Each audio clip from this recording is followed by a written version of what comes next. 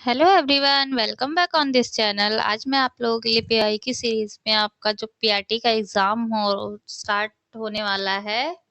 आपके expected month मार्च और अप्रैल है कि इस टाइम तक आपका एग्जाम हो जाएगा पीआरटी का। तो जो 7 मार्च को एक पेपर पहली शिफ्ट थी, मैंने वो ऑलरेडी सारी कंप्लीट करवा दी है विथ एक्सप्लेनेशन और डिटेल्ड है वो पूरा। तो आप लोग उसको जरूर अटेम्प्ट करिएगा। मैंने टेलीग्राम चैनल पर अपलोड करवा दी है पीडीएफ मॉक फॉर्मेट में, तो आप लोग उसको अटेम्प्ट जरूर करिएगा। आपको 40 टू 50 मिनट्स ही लगेंगे। आप लोग अपना स्कोर कमेंट बॉक्स में आकर जरूर बताइएगा कि 100 आउट ऑफ आप लोगों ने कितना स्कोर किया उस मॉक में। 100 नंबर का ही मॉक्स पार्ट बी का दिया गया है ओनली, तो आप लोग उसको जरूर अटेम्प्ट करिए। आपको चैनल का लिंक टेलीग्राम का ना मिले तो यूट्यूब के उस डिस्क्रिप्शन बॉक्स में ही मेंशन है, आप लोग वहां से जाके ज्वाइन कर सकते हैं। 7 मार्च का है, पहली शिफ्ट का है, आप लोग वहां से देख लीजिएगा। आज मैं जो है सेकंड शिफ्ट का सेट नंबर 6 करवाऊंगी। इसमें भी आपका 20 क्वेश्चंस का ही सेट है। आप लोग देखिएगा बहुत अच्छे से। अगर कोई भी इशू, कोई क्वेरी हो, कोई थ्योरी हो जो समझ ना आई हो ना आप लोगों को, और उसके रिगार्डिंग आपको स्टडी मटेरियल चाहिए ना, तो आप लोग कमेंट कर दीजिएगा। आप लोगों को पीडीएफ के थ्रू या आप लोगों को समझ नहीं आ रही है तो सेपरेट वीडियो बना के समझाने के लिए मैं हूँ। आप लोग बस अपना जो क्वेश्चन है वो कमेंट करके बता दीजिएगा। तो आज की क्लास हम स्टार्ट करते हैं। चलिए स्टार्ट करते हैं। उससे पहले अगर आप लोगों ने चैनल को सब्सक्राइब नहीं किया है तो चैनल को सब्सक्राइब कर देना और वीडियो को लाइक शेयर जरूर करिएगा, ताकि आपको और सब जो लोग तैयारी कर रहे हैं ना, सबको बेनिफिट मिल सके। और सब्सक्राइब करने के साथ जो बेल आइकन है उसको प्रेस कर देना, नोटिफिकेशन ऑन टाइम चला जाएगा आप लोगों के पास। चलिए स्टार्ट करते हैं। फर्स्ट क्वेश्चन है, in the context of colonial colonial perspective of social science, which of the following statement is correct? सामाजिक विज्ञान के औपनिवेशिक परिप्रेक्ष्य के संदर्भ में निम्नलिखित में से कौन सा कथन सही है? तो ये आपका क्वेश्चन अगर आप लोगों ने पहले किया है तो रिपीटेड है कि भारत में जो औपनिवेशिक काल था, सामाजिक विज्ञान के पाठ्यचर्या पे विकास में ये बहुत योगदान दिया है। तो हाँ, जो ब्रिटिश थे उन्होंने जो हमारा सोशल साइंस है उसमें बहुत ज़्यादा उन्होंने करिकुलम जो था उसमें बहुत डेवलपमेंट करी थी और सारी चीज़ें करी थी। अंग्रेज ही थे जिन्होंने भारत का पहली बार इतिहास लिखा था, तो ये भी सही है। जेम्स करके थे इतिहासकार, उन्होंने हमारा इतिहास सबसे पहले लिखा था, तो ये भी बिल्कुल करेक्ट है। उसके बाद उनको देखकर जो भारतीय लोग हैं वो भी क्या करने लगे, लिखने लगे। तो बोथ आंसर जो आपका ना करेक्ट हो जाएगा इसमें। क्वेश्चन नंबर 2 है आपका, which of the following can be hazardous to the personal and social adjustment of child? निम्नलिखित में कौन सा बच्चे के व्यक्तिगत और सामाजिक समायोजन के लिए खतरनाक हो सकता है? Pressurising child to play the games which is believed to be appropriate for their sex। तो किसी भी बच्चे को ना अकॉर्डिंग टू उसके लिंग के अनुसार या सेक्स के अकॉर्डिंग खेलने के लिए हमें नहीं बोलना चाहिए। ये बिल्कुल गलत है। इससे बच्चे पे बहुत ज़्यादा बुरा इम्पैक्ट पड़ सकता है। इसलिए इंक्लूसिव एजुकेशन में भी कहा जाता है सभी बच्चों को एक साथ खेलना चाहिए, चाहे वो जैसा भी हो। मतलब एक तरीके से चाहे वो डिसेबल्ड हो चाहे नॉर्मल बच्चा हो, उसको खेलना चाहिए। चाहे वो लड़का हो लड़की हो, सबको क्या करना है, इक्वल ट्रीट करना है। उनके जेंडर के अकॉर्डिंग, उनके सेक्स के अकॉर्डिंग उनको सेग्रीगेट नहीं करना है, अलग अलग नहीं करना है। सारी पॉलिसीज जो हो गई, सारे एनसीएफ जो हो गए हमारे, वो सब क्या कहते हैं कि बच्चों को अकॉर्डिंग टू सेक्स उनके डिवाइड नहीं करना चाहिए, उनके साथ डिस्क्रिमिनेशन नहीं करना चाहिए। तो ये गलत है, ऐसा नहीं करना चाहिए। सेकंड ऑप्शन है, feeding them exceptionally healthy food, उन्हें विशेष रूप से स्वस्थ भोजन खिलाना चाहिए। तो ये सही है कि जो बच्चे होते हैं ना उनको हमें हेल्दी फूड देना चाहिए, ताकि वो अच्छे से डेवलप हो सके और सारी चीज़ें उनके साथ अच्छी हों, वो फिट हो। तो ऑप्शन बी जो सेकंड है ना वो बिल्कुल सही है। तो इसमें हमें जो बताना था खतरनाक हो सकता है, तो ऑप्शन 1 जो है वही हजार्डस हो सकता है। तो ऑप्शन 1 जो है आपका बिल्कुल करेक्ट हो जाएगा। क्वेश्चन नंबर 3 है आपका, which of the following is the memory that produces script of familiar routine? निम्नलिखित में कौन सी वह स्मृति है जो परिचित दिनचर्या का आलेख तैयार करती है? जेनेरिक मेमोरी, अवशिष्ट स्मृति जिसे कहते हैं, या एपिसोडिक मेमोरी, घटना परक स्मृति। तो आपका जो एपिसोडिक मेमोरी, अगर आप लोगों ने मेमोरी चैप्टर पढ़ा होगा ना, तो एपिसोडिक मेमोरी वो होती है जिसमें फॉर एग्जांपल कोई बंदा या आप ही लोग चल रहे हैं, रोड पे चल रहे हैं और सडन हमारे सामने क्या हुआ, किसी पर्सन की या किसी की भी साथ एक्सीडेंट हो गया, तो वो क्या हो गया हमारे लिए, एपिसोडिक हो गया। एक एक्सीडेंट जो हमारे माइंड में बैठ जाता है कि मैं रोड क्रॉस कर रहा था उस टाइम पे, या मैं रोड पे चल रहा था, मैंने देखा एक इंसान मेरे सामने ही उसका एक्सीडेंट हो गया और उसको बहुत ज़्यादा चोट लग गई, तो हमारे लिए क्या हो जाएगा, एपिसोडिक मेमोरी में आ जाएगा। लेकिन जो जेनेरिक मेमोरी होती है ना, इसमें हमारी डेली रूटीन की चीज़ें कहीं ना कहीं फैमिलियर होती हैं। तो ऑप्शन 1 जो है ना आप लोगों का, इसका बिल्कुल करेक्ट हो जाएगा, ना कि ऑप्शन बी। तो यहाँ पे ऑप्शन बी बिल्कुल आपका करेक्ट है। इसके बाद है क्वेश्चन नंबर 4 है, concern with body image, how one's look become increasingly important during. शरीर की छवि के बारे में चिंता अर्थात डैश के दौरान किसी रूप कैसे तेजी से महत्वपूर्ण हो जाता है, एडोलसेंस किशोरावस्था में या ओल्ड एज में वृद्धा अवस्था में। तो ये क्वेश्चन यही है कि कौन सी ऐसी उम्र या अवस्था होती है जिसमें हम अपने जो हमारी आउटर लुक होता है ना उसको लेके बहुत पॉजेसिव होते हैं कि हम कैसे दिख रहे हैं, अच्छे दिखेंगे, हमारे साइड अट्रैक्टिव लगे ताकि हमारे साइड सब लोग अट्रैक्ट हो, हमारी तारीफ करें। तो ये सारी चीजें जो आती है आपकी एडोलसेंट एज में आती हैं। ऑप्शन नंबर 1 जो है वो बिल्कुल करेक्ट हो जाएगा। क्वेश्चन नंबर 5 है, experiential element of intelligence is, बुद्धिमत्ता का अनुभवात्मक तत्व है डैश, प्रैक्टिकल, एनालिटिक, कंपोनेंशियल या क्रिएटिव। तो यहाँ पे एक्सपीरियंस बच्चा जिसमें करता है। प्रैक्टिकल में क्या होता है, फॉर एग्जांपल साइंस का प्रैक्टिकल ले लो, स्कूल्स में करा जाता है तो पहले टीचर क्या करता है, गाइड करता है बच्चों को कि इस स्टेप को फॉलो करो तो ये इस तरीके से सक्सेसफुली प्रैक्टिकल हो जाएगा, व्यवहारिक हो जाएगा। एनालिटिकल में क्या होता है, कोई भी चीज़ है ना, हम उसको एक साथ सारी चीज़ें रखकर उसको विश्लेषण करते हैं कि क्या ये सही है, इस तरीके से एक तरीके से सारी चीज़ें एक साथ रख के हम उसको सोचते हैं। उसके बाद है घटकीय। घटकीय में अलग अलग घटकों को भी क्या करा जाता है, समझा जाता है, एक तरीके से एनालाइज किया जाता है। लेकिन जो हमारा क्रिएटिवनेस होता है ना, उसमें क्या करता है, बच्चा फ्री रहता है। किसी फॉर एग्जांपल क्ले हो गया, क्ले वो जो मिट्टी होती है ना रंग बिरंगी से, उसको कहते हैं हम, उसके थ्रू बच्चा क्या करता है, कभी बाइक बना लेगा, कभी कोई मशीन बना लेगा, कभी खिलौने बना लेता है, तो कभी क्या बना लेता है, बहुत अलग अलग चीजें बनाता है। तो वो बच्चा उसमें क्रिएटिव करता है, रचनात्मक करता है, रचना करता है अलग अलग चीजों की। तो उसको उसके थ्रू एक्सपीरियंस हो जाता है कि ये इस तरीके से होगा तो ऐसे अच्छा लगेगा। और ये आपकी ऑप्शन नंबर डी जो है बिल्कुल सही हो जाएगा कि आपका क्रिएटिवनेस में आ जाता है।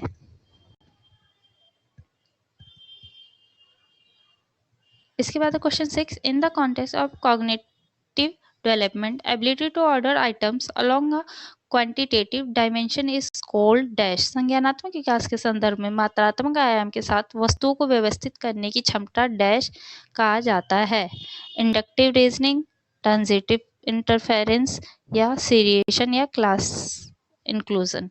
तो आपका जो होता है ना, इसमें मात्रात्मक आयाम के साथ वस्तुओं को व्यवस्थित करना, ये ability to order items along quantitative dimension, मतलब किसी वस्तु को उनके वेट के अकॉर्डिंग करना या मात्रा के अकॉर्डिंग करना, क्या करता है हमारा, सीरिएशन कहलाता है। ऑप्शन नंबर सी जो है आपका करेक्ट हो जाएगा। क्वेश्चन नंबर 7 है, खेल के संदर्भ में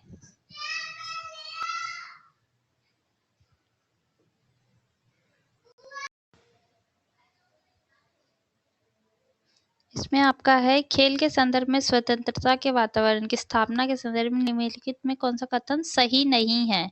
इनकरेक्ट बताना है कि अगर प्लेग्राउंड बनाया जा रहा है तो उसमें कौन सा करेक्ट नहीं होगा।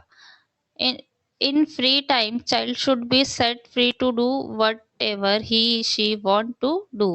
खाली समय में बच्चे को वह करने देने के लिए स्वतंत्र किया जाना चाहिए जो वह करना चाहता है या चाहती है। तो हाँ ठीक है, अगर बच्चा फ्री बैठा है तो उसको वो करने के लिए परमिशन दे देनी चाहिए कि वो क्या करना चाहता है, क्या खेलना चाहता है। तो ये करेक्ट है। Encourage the timid children who is not playing to play. खेल नहीं रहे डरपोक बच्चों को खेलने के लिए प्रोत्साहित करें। तो ये भी बिल्कुल करेक्ट है। अगर कोई बच्चा डर रहा है खेलने से तो उसको भी हमें इनकरेज करना चाहिए कि जाओ खेलो, तुम खेल सकते हो, अच्छा खेलोगे, डरो मत। ये भी बिल्कुल सही है। Giving freedom when child give vent to their most aggressive and destructive impulses. स्वतंत्रता प्रदान करना जब बच्चे अपने सबसे आक्रामक और विनाशकारी आवेगों को बाहर निकालता है। तो ये नहीं हो सकता। डी है, don't tell children what to do and what not to do. बच्चे से ना बोलें कि क्या करें और क्या ना करें। तो ये भी सही है कि अगर हम बच्चे को फ्रीडम दे रहे हैं खेलने के लिए तो हमें बच्चों को बार बार ना रोक टोक नहीं करनी चाहिए कि ये मत करो, वो मत करो, ये करो, वो करो, ऐसे नहीं बोलना चाहिए। इससे बच्चे का ना जो खेलने का मूड होता है वो डिस्टर्ब हो जाता है, वो फिर निराशा हो जाता है, मतलब डिमोटिवेट हो जाता है कि बार बार इंटरप्ट किया जा रहा है, रोका जा रहा है। तो इसमें आपको सही नहीं है ना, तो वो ऑप्शन नंबर सी है कि हमें जब बच्चा बिल्कुल ही अग्रेसिव मोड में हो तो नहीं खेलने देना चाहिए। वो क्या कर सकता है, खेल खेल में ही दूसरे बच्चों को हार्म कर सकता है। क्वेश्चन नंबर आपका 8 है, which of the following comes under cognitive advance during early childhood. निम्नलिखित में कौन सा प्रारंभिक बाल्यावस्था के दौरान संज्ञानात्मक अग्रगति के अंतर्गत आता है। सेंट्रेशन, केंद्रीकरण, use of symbols, theory of the mind, मस्तिष्क का सिद्धांत। तो आपका जो अर्ली चाइल्डहुड है, अर्ली चाइल्डहुड आपका 3 to 6 ईयर्स में होता है। सबको पता है ये टाइम पीरियड आपका अर्ली चाइल्डहुड का होता है और 6 to 12 लेटर चाइल्डहुड का कहा जाता है। तो जो आपका पियाजे की थ्योरी आप लोगों को याद होगी, जो बच्चे में कॉग्निशन होता है, सेंट्रलाइजेशन जो होता है, केंद्रीकरण, वो इनफॉर्मल स्टेज में आता है। जो 11+ में बच्चे होते हैं उनके अंदर ये चीज़ आती है। और यूज ऑफ सिंबल्स बच्चे में होता है। आपका सेंसरी मोटर हो गया, प्री ऑपरेशनल और कॉन्क्रीट मूर्त अवस्था जो होती है उसमें बच्चा क्या करता है, प्रतीकों का यूज करके सारी चीजों को कनेक्ट करता है। जो चीजें उसको दिखाई देती है, मूर्त है, कॉन्क्रीट फॉर्मेट में है, तो उसके साथ वो उसको रिलेट करता है। और साथ में जो मस्तिष्क का सिद्धांत है वो भी बच्चा कहीं ना कहीं उसमें डेवलप होने लगता है। तो ऑप्शन जो 1, 2 और 3 है ना, वो बिल्कुल करेक्ट है, ना कि 1। तो ऑप्शन 2 और 3 हो जाएगा ऑप्शन बी। ये पियाजे की थ्योरी से रिलेटेड है। अगर आप लोगों ने उसकी थ्योरी पढ़ी होती ना अकॉर्डिंग टू एज, तो इजिली इसको अटेम्प्ट कर सकते हो आप लोग। इतना टफ क्वेश्चन नहीं था ये। क्वेश्चन नंबर 9 है, which of the following statement is correct. निम्नलिखित में कौन सा कथन सही है। During middle childhood the peer group of children are usually all girls और ऑल बॉयज। मध्य बाल्यावस्था के दौरान बच्चों के सहभागी समूह आमतौर पर सभी लड़कियां या सभी लड़के होते हैं। Girls are more mature than boys is middle childhood. जो मिडल चाइल्डहुड है ना वो 6 to 12 ईयर्स का होता है। 12 ईयर्स ये आपका मिडल चाइल्डहुड है। तो इसमें जो आपका ऑप्शन 1 है ना, कि जो मध्य बाल्यावस्था होती है उसमें जो ग्रुप्स होते हैं ना बच्चों के, वो ज़्यादातर जेंडर वाइज हो जाते हैं, कि उनके सेक्स वाइज हो जाते हैं, कि एक सेक्स लड़कों में है तो लड़कों का ग्रुप होगा, दूसरा लड़कियों का ही ग्रुप होगा। मोस्टली ऐसे ही ग्रुप मिलते हैं 6 से 12 साल के बच्चों के। आप ये नहीं देखेंगे कि सब मिक्स हैं।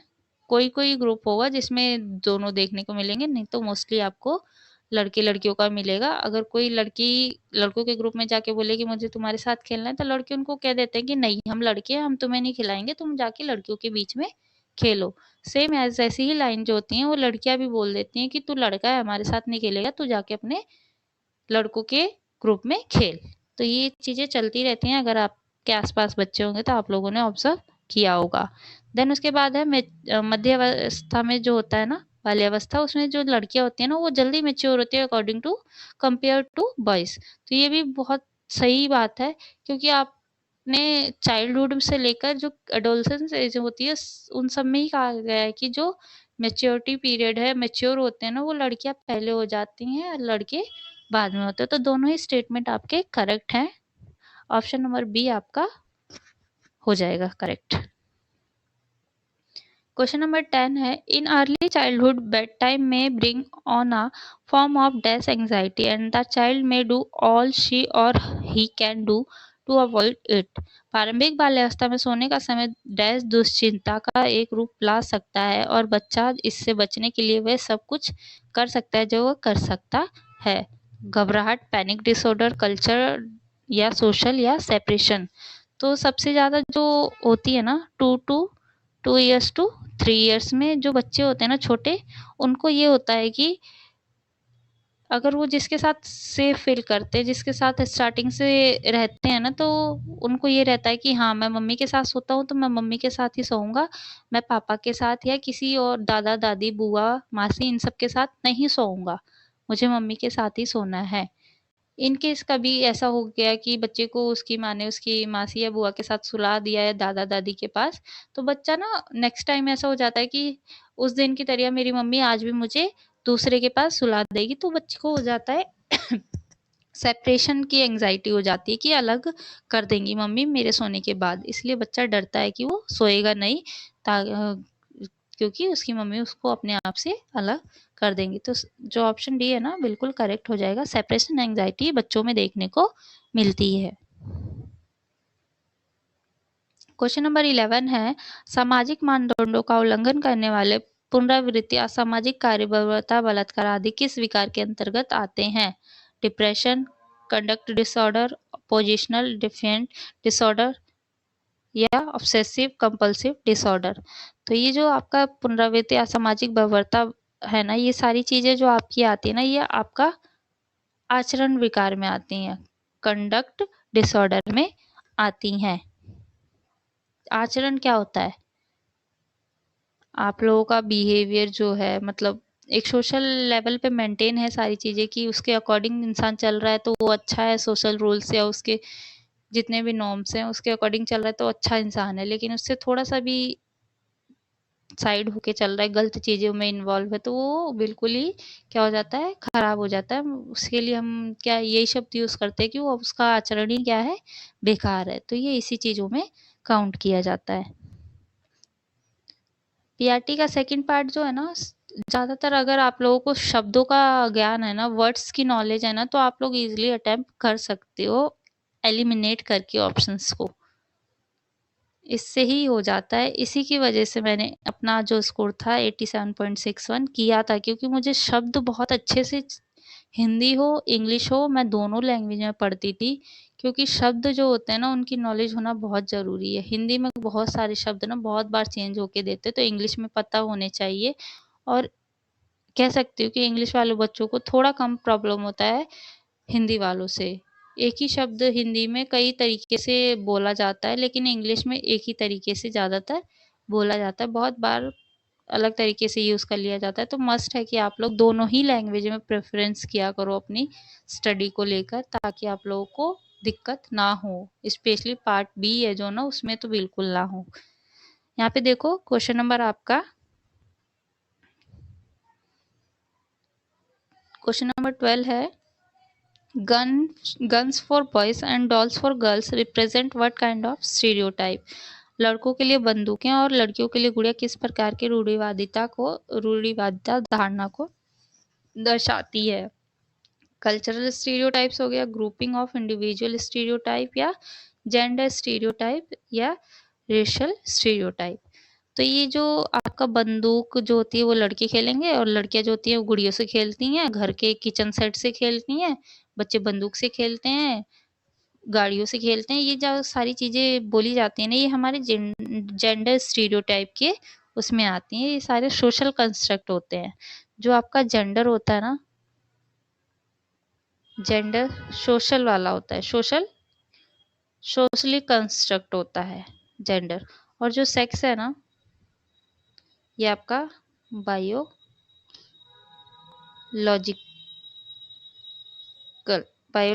होता है। तो ये डिफरेंस याद रखना, जो सेक्स होता है वो बायोलॉजिकल होता है और जो जेंडर होता है वो सोशली कंस्ट्रक्ट होता है।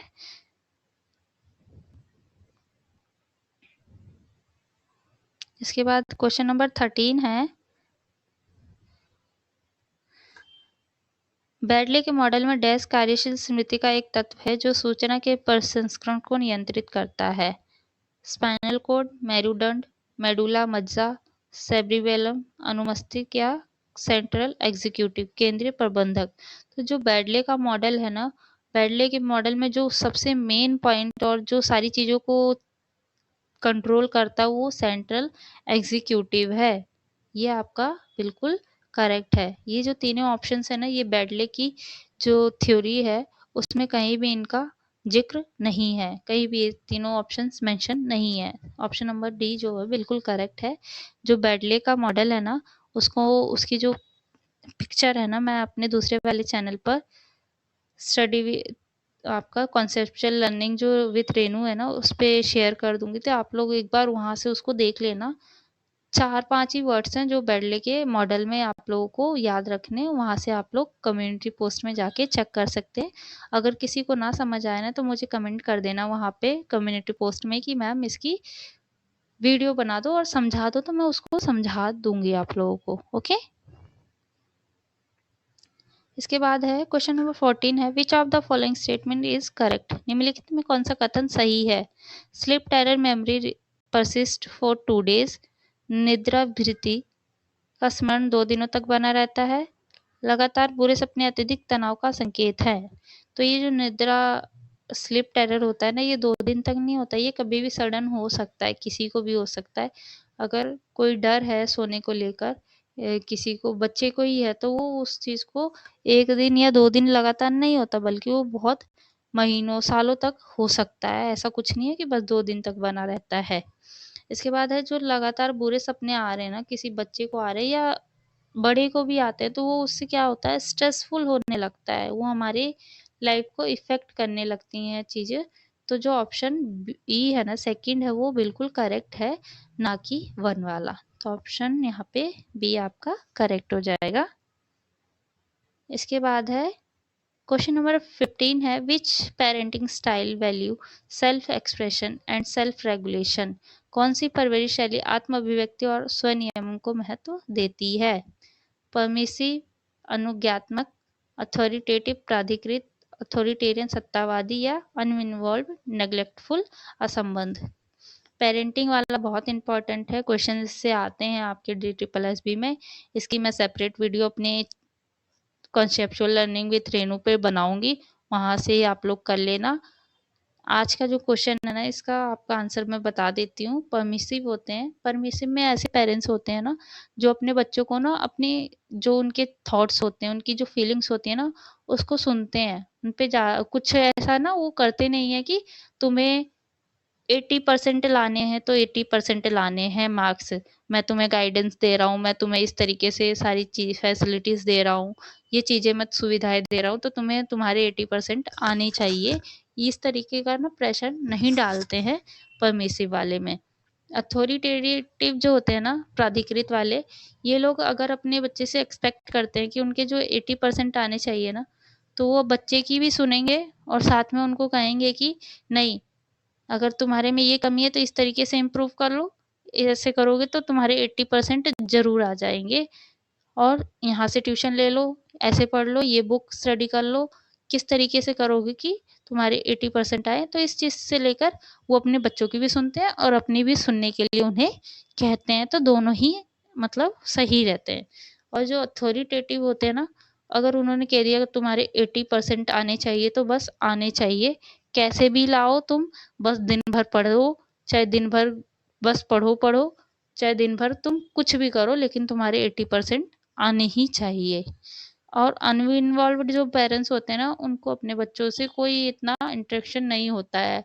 बच्चे ने खाना खाया, बच्चे पढ़ रहे हैं, बच्चे नहीं पढ़ रहे हैं, कुछ नहीं लेना देना होता, बस उनको अपने बच्चों में इन्वॉल्व नहीं होते, क्या उसकी लाइफ में चल रहा है, क्या वो बच्चा सोच रहा है, क्या करना है, कुछ नहीं। तो ये इस तरीके की सारी होती हैं। और मैं वीडियो में अच्छी तरीके से समझा दूंगी आप लोगों को, वहां से देख लेना आप लोग। इसके बाद क्वेश्चन नंबर 16 है, the term use for quality to differentiate between bigger और स्मॉल एंड मोर और लेस इज डैश। बड़े या छोटे और अधिक या कम के बीच अंतर करने की गुणवत्ता के लिए उपयोग किया जाने वाला शब्द डैश डैश है। कंजर्वेशन, सेंट्रेशन, ऑर्डिनलिटी या कार्डिनलिटी। तो जो ये कम और ज़्यादा होता है ना, बिगर और स्मॉल, फर्स्ट सेकंड थर्ड होता है, एक 1 2 3 होता है, तो ये किस में होता है आपका? कार्डिनलिटी में होता है कि हम अब बिगर छोटा हो गया, फिर उससे थोड़ा बड़ा, उससे थोड़ा बड़ा, उससे थोड़ा बड़ा, इस तरीके से हम चीज़ों को करवा इसमें स्टेप बाय स्टेप करते हैं। फर्स्ट हो गया, सेकंड थर्ड फोर्थ, इस तरीके से किया जाता है। कंजर्वेशन होता है कोई छोटी चीज़ है लेकिन वो ज़्यादा मोटी है, लेकिन कोई लंबी चीज़ है और वो ज़्यादा पतली में है। अगर इसमें इतना पानी आ रहा है तो यही पानी यहाँ तक आ जाएगा इसमें, तो इसका ये मतलब नहीं है कि इसमें कम पानी और इसमें ज़्यादा पानी है।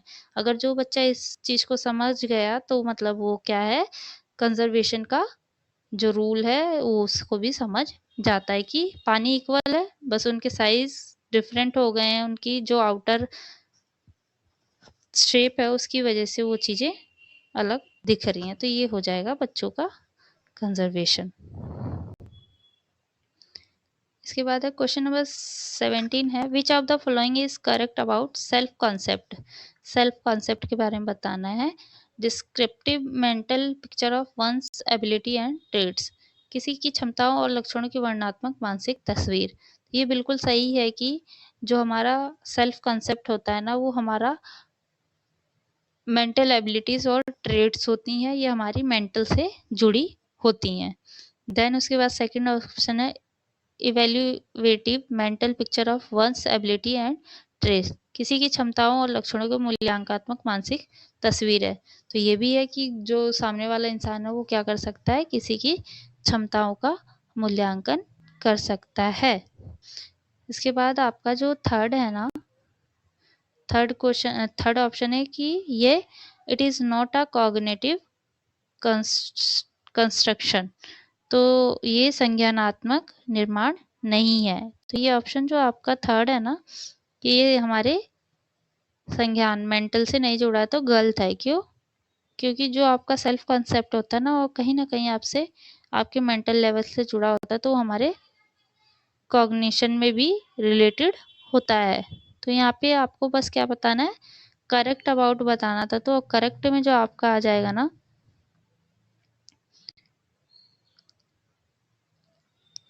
फर्स्ट और सेकंड वाला आपका करेक्ट में आएगा। ऑप्शन नंबर 1 जो है वो सही हो जाएगा। इसके बाद क्वेश्चन नंबर 18 है, which of the following statement is correct about adoptive families. दत्तक परिवारों के बारे में निम्नलिखित में कौन सा कथन सही है। ये जो दत्तक होता है ना, इसका मतलब होता है कि कोई बच्चा कहीं और से किसी और का गोद लेना, तो उन्हें हम दत्तक परिवार का बच्चा कहते हैं। Children adopt during infancy are more likely to have adjustment problem. अगर इसमें बोला गया कि बच्चों को इन्फेंसी चाइल्डहुड उनके शिशु अवस्था में ही गोद लिया जाता है, तो उनमें बहुत सारी समायोजन की समस्याएं देखने को मिलती हैं। तो ऐसा बिल्कुल नहीं है। छोटा बच्चा है, अगर उसको हम गोद ले रहे हैं शिशु अवस्था में ही, शिशु अवस्था कितनी होती है, बर्थ टू 1 मंथ हो जाती है, 1 मंथ। इस एज में बच्चे को कुछ नहीं पता होता, वो अपने एनवायरनमेंट से बस एडजस्ट करना सीख रहा होता है। अभी उसको कुछ नहीं पता कौन मेरे मम्मी है, कौन मेरे पापा है, कौन मेरी फैमिली है, कौन क्या है, कुछ नहीं पता होता है उसको। बस बच्चे क्या करते हैं, 20 से 22 घंटे इस टाइम पे तो पूरा सोते ही रहते हैं, और जो भी है उसकी फिजिकल मूवमेंट वूवमेंट वो थोड़ी बहुत होती हैं, नहीं तो अदरवाइज बहुत ज़्यादा सोते ही रहते हैं।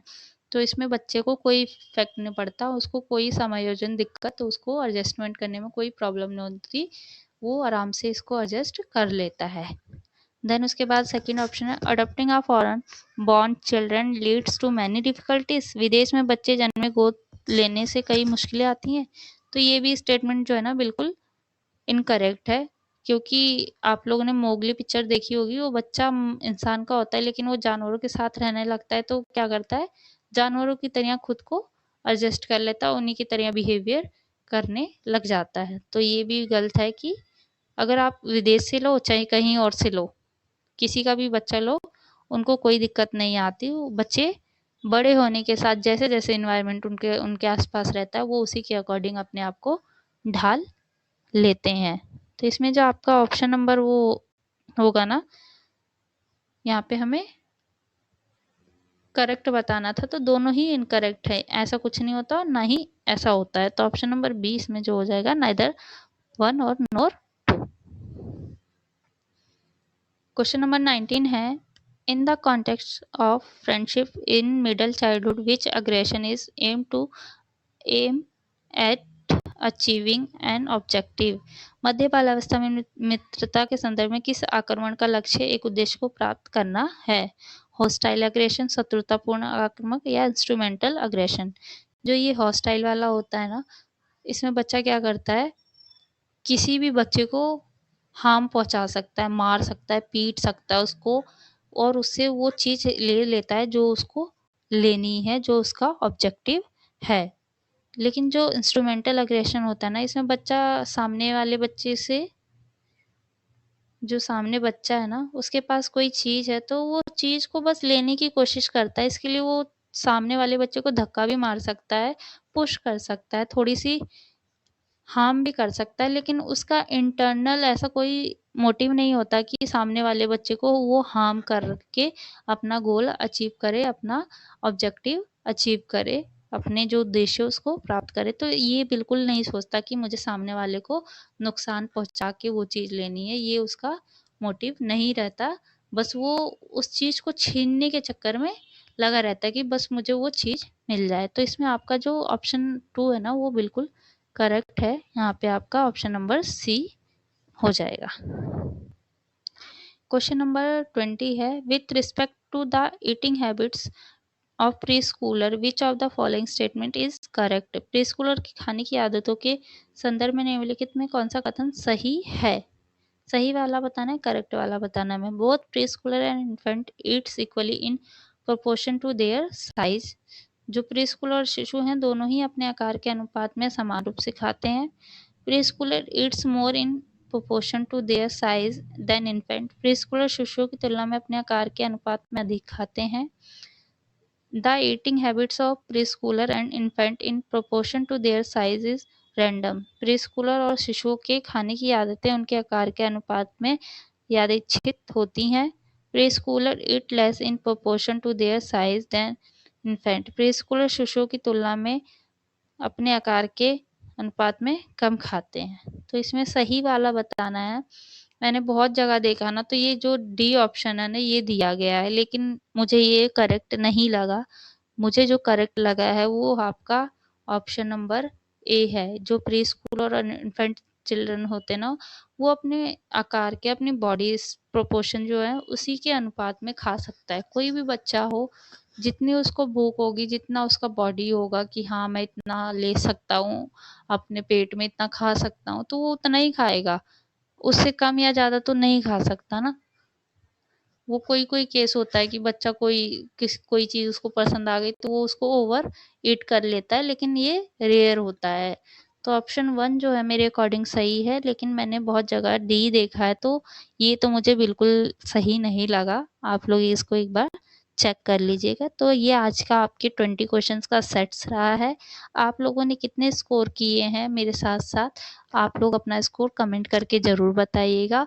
और इससे पहले वाला जो मूक है मैंने ऑलरेडी टेलीग्राम चैनल पर डलवा दिया है। डिस्क्रिप्शन बॉक्स में आपको टेलीग्राम का चैनल मिल जाएगा। आपको ये है, आप सर्च करेंगे टेलीग्राम पर तो वहाँ पे भी आप लोगों को इजली शो हो जाएगा, लोगो आपको देख के पता चल जाएगा। Thank you so much everyone. कोई भी इशू हो, कोई भी क्वेश्चन हो, कमेंट करके ज़रूर बताइएगा। Thank you.